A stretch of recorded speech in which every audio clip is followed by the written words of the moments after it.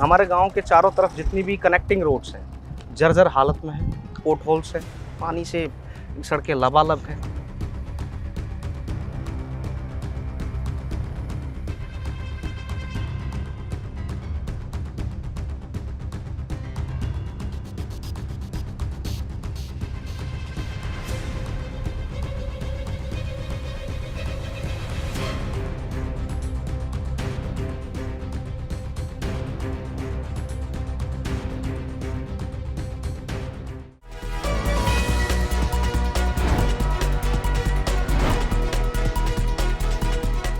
इस समय मौजूद हैं फरीदाबाद के जावा गांव में। आपको जावा गांव की तस्वीरें दिखाएंगे, कैसी बदहाल तस्वीरें आपको सामने दिखाएंगे, क्योंकि जो गांव वाला का साफ तौर पे कहना है कि जो पानी और सीवर की समस्या है वो दिन पे दिन बनी हुई है और जो यहाँ की सड़कें हैं वो टूटी हुई हैं। उसकी वजह से लोगों को आने जाने में काफ़ी दिक्कतें आती हैं। तो एक महीना हो जाता है, लोग जो हैं अपने खेतों पर नहीं जा पाते। उसकी वजह से कहीं ना कहीं लोगों को काफ़ी दिक्कतें आती हैं।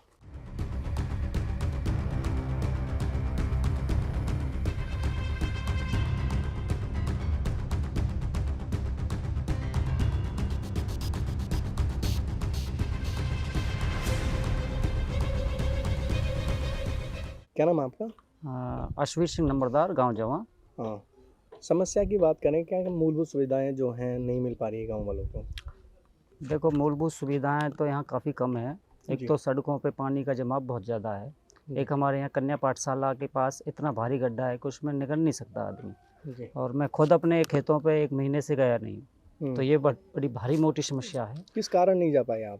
पानी इतना भरा हुआ है, पानी का निकास नहीं है। मैं सरपंच साहब से भी और अपने विधायक से, सरकार से भी गुजारिश करता हूँ कि हमारी इन समस्याओं का जल्द से जल्द निदान करें, ताकि हमारे गांव में विकास की लहर चले। सरपंच साहब तो कहते हैं कि जो मूलभूत सुविधाएं वो पूरी कर दी गई हैं, सड़कें भी ठीक हो रही हैं, पानी कहीं भरा हुआ नहीं है।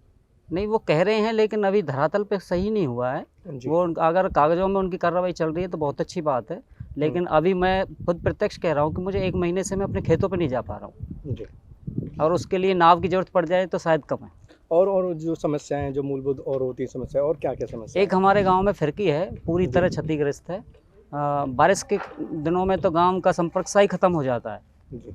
तो मैं चाहता हूं हमारे अपने सरपंच साहब विष्णु जी से जो और अपने विधायक जी से कि हमारी इस समस्या का जल्दी से जल्दी निवारण करें। अगर हम मूलभूत सुविधा की बात करें जावा गाँव की, तो क्या क्या मूलभूत सुविधाएं जो गाँव वालों को नहीं मिल पा रही हैं, क्या क्या अच्छाई हैं गाँव में? देखिए, मूलभूत सुविधाएं की अगर बात करें जी। तो ये वास्तविकता है कि हमारे गांव में मूलभूत सुविधाएं बहुत कम है। जैसे हमारी आज की जो नौजवान युवा पीढ़ी है, उनकी व्यायाम के लिए हमारे गांव में ना तो कोई व्यायामशाला है, ना कोई इस तरीके का पार्क है जहां पर हमारे बुजुर्गवार, हमारे जो गांव के सभी लोग हैं वो टहलने निकल सकें, ना ही कोई और अन्य प्रकार की इस तरीके की कोई मूलभूत सुविधा मुझे धरातल पे दिखाई नहीं देती है।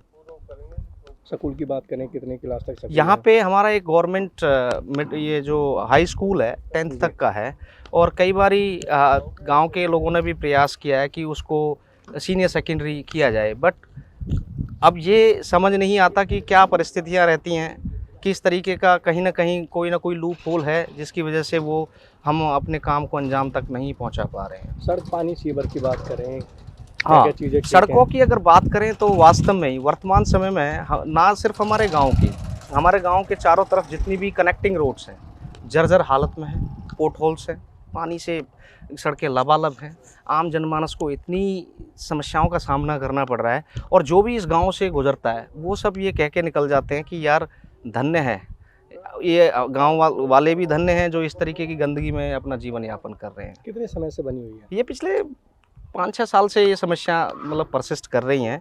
सड़कों की बात करें तो सड़कों की हालत कैसी है यहाँ की? सड़कों की जो गांव में घुसने का रास्ता है वो बिल्कुल जर्जर होया पड़ा है।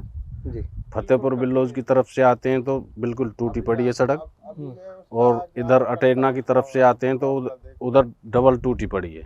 तो आपने सरपंच या विधायक से मिले हों तो क्या आश्वासन मिलता है? कहते हैं जी वो बनवाएंगे, कर देंगे, बाकी कोई काम हो नहीं रहा।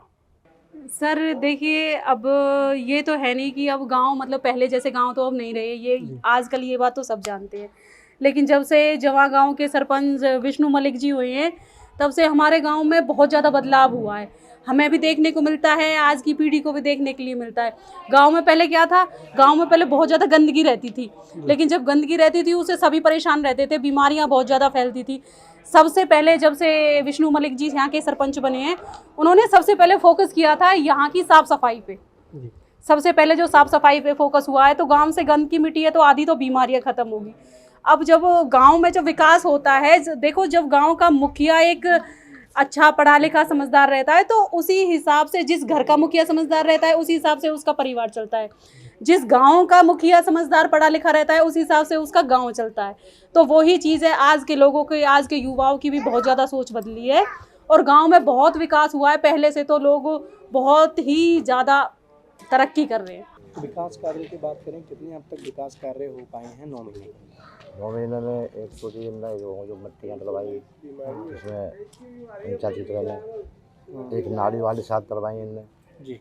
एक सड़कों में काम चल रहा है, एक जो खेत हैं वो पंचायत के उनमें पाइप डलवाई। तो पहले के मुताबिक अब के मुताबिक कितना काम हुआ है?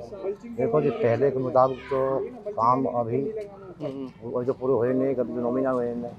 पहले तो उधर एरिया में तो उसने काम करे ही नहीं, पहले ने उसने तो अपना वही काम किया। हमारे यहाँ तो कोई सड़क नहीं बनाई, बनवाई अपनी वही बनवाई कभी साइड में हमारे साइड में कुछ काम है। भेदभाव किया था पहले सरपंच का, हमारे यहाँ कुछ काम नहीं है। तो अब कितना काम रह गया और कितना काम होना बाकी है गाँव के अंदर? काम का करते तो काम ही काम है, जो करवाओगे तो अगर सरपंच करवाओगे तो काम ही काम है। अगर सड़कों की बात करें तो सड़कें यहाँ की कैसी हैं गाँव की? बननी चाहिए। क्या क्या मूलभूत जो सुविधा हैं वो अभी नहीं मिल पा रही हैं, समय लगेगा उनमें? क्या क्या चीज़ रह गई हैं अभी? एक तो हमारे हैं ये पंचायत घर ना बन रहा, जब बारात घर की नहीं है जो बंद पड़ा है, ये नहीं है, वो अक्सर बसिया जाता है जी। नाली वाली करवाई जाएंगे। क्या नाम है आपका? मेरा नाम विष्णु मलिक है। विष्णु जी, कौन से गांव के आप सरपंच हैं? मैं जवा गांव का सरपंच हूं, जो पृथला विधानसभा में पड़ता है। हमारा जो तहसील बल्लभगढ़, जिला फरीदाबाद है। 9 महीने हो गए चुनाव हुए, तो विकास कार्य की बात करें, क्या क्या विकास कार्य किए गए हैं आप? विकास कार्य की बात करें हम तो गांव में मैंने सोचा, हम पहले स्कूल में जाते हैं, मेरे जो दिनचर्या होती है वो सरकारी स्कूल में जाना होता है। मैं प्राइवेट स्कूल भी चलाता हूं, लेकिन मेरा पहला उद्देश्य शिक्षा है। शिक्षा के लिए मैं स्कूल में टीचरों से मिलता हूं, बहुत अच्छे अध्यापक है जवां गांव के, उनसे बात करता हूं, उन्हें मोटिवेट करता हूं, बच्चों को मोटिवेट करता हूं, फिर मैं आगे का कार्य शुरू करता हूं। मैंने गांव में, हमारे गांव में करीब 100 एकड़ ज़मीन गांव की है, उसको मैंने पाइपलाइन से जोड़ दिया है। जो पानी की, मुझे एक मन में बहुत पीड़ा है कि पानी को बहुत ज़्यादा लोग खर्च करते हैं और आने वाले समय में विकट समस्या बनने वाली है। इसलिए मैंने अपना विज़न तैयार किया कि मुझे अपने पट्टे छोड़ने के बाद तुरंत सबसे पहला कार्य जो करना है वो पानी का बचाने का करना है। मैंने प्रत्येक खेत के लिए मैंने पाइपलाइन दबा दी। अब पानी जैसे जो जिन्हें मैंड कहते हैं, ये जैसे बरा है इस तरह का होता है, उसमें पानी चलता था। भूड की ज़मीन है, वहाँ पे ज़मीन में पानी बाद में पहुँचता था, पहले वो रास्ते में ही कम पड़ जाता था। इसलिए मैंने हर खेत को पाइपलाइन से जोड़ दिया है। पानी की बचत होगी तो गांव में पानी आएगा। अगर हम मूलभूत सुविधा की बात करें, कितनी मूलभूत सुविधा गांव वालों को मिल पा रही है? गांव वालों के लिए मैंने प्रत्येक रोड है, 25 नवंबर का मैंने टारगेट रखा है। जो गांव में जो भी गली है, ज़्यादातर काम चल रहा है। अभी 14 गलियों का हमारे जो विधायक हैं नैनपाल रावत जी, उन्होंने मुझे 14-15 गलियों के लिए पैसा दिया है। वो गलियों का काम चल रहा है काफ़ी दिन पहले ही, वो अप्रैल से शुरू है। 25 नवंबर का हमने टारगेट रखा। 25 नवंबर तक गांव की जो भी गलियां हैं, जो भी जाल वगैरह जहां नहीं है, वो सब तैयार हो जाएंगे। और विधायक जी ने तो दिल खोल रखा है हमारे लिए। जब भी हम कहते हैं उनसे, जब भी वो कोई ना कोई घोषणा करते हैं। अब कई कामों की उन्हें मंजूरी दी है, जैसे फिरनी की मंजूरी है, 2 एकड़ में व्यायामशाला की मंजूरी है, एक कम्युनिटी सेंटर जो मल्टीपर्पज़ हॉल बनेगा, सिंगल नहीं डबल, तो करीब 2 करोड़ से बनने वाला है, वो भी हमारे विधायक जी ने दिया है हमें। तो गांव में सुविधाओं की तो हम कमी नहीं छोड़ेंगे। गांव में जो हमने दौरा किया तो लोगों का साफ तौर पे कहना है कि सरपंच हमारी बातें नहीं सुनते हैं, नाली सीवर ऐसी भरी रहती हैं, सड़कें टूटी हुई हैं। देखो जी, अभी हमारे पास 3 कर्मचारी थे, हमने 4 कर्मचारी अपने पैसों से अलग से लगाए, उनका कार्य चल रहा है। पहले क्या था, एक मुझे गांव को भी संदेश देना है।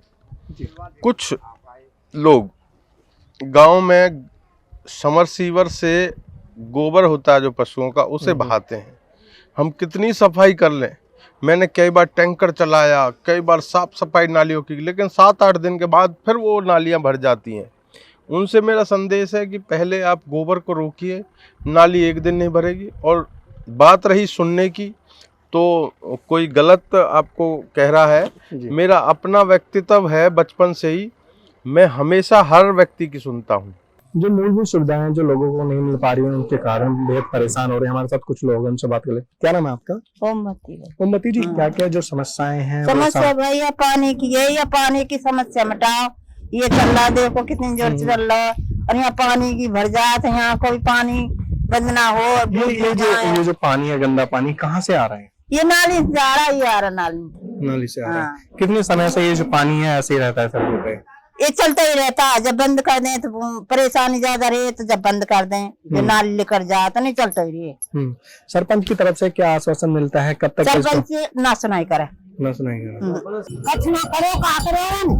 अब जो 9 महीना हो चुके हैं, सरपंच को कितना काम करवाया है? यहाँ ने थोड़ी सी गली अपनी मन बना दी, अन्य को बना दी थोड़ी सी, ये कदमी पड़ी है बस, अधूरी पड़ी है। हाँ, तो कब की बनाने की बात चल रही है? ये तो मतलब ऐसे है कोई महीना से है।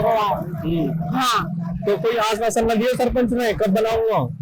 ना हम भी तो कहने करो बनेगी बनेगी, अभी बनेगी, अभी न दियो। टेंडर पास हाँ, पैसा थोड़ा आयो, कितना तो लगाऊं, पैसा ना इतना ऐसा किए।